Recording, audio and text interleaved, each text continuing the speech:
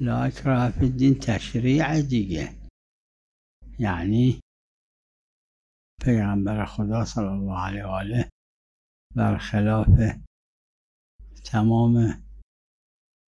رؤسای دنیایی که وقتی که جنگ میکنن، بعد از جنگ اونی که پیروز میشه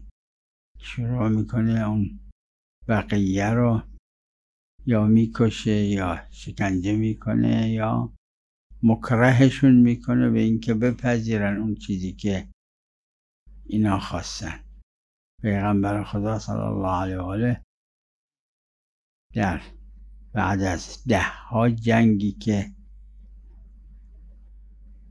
مفروض بر پیغمبر شد، پیغمبر مدافع بودن، فقط وقتی که پیروز می شدن 1 نفر رو مجبور نکردن به اینکه بیا مسلمان باشه. میدونم مردم بتو شکوندن، آره، اما کسی را مجبور نکردن که از بت پرستی دست برداره.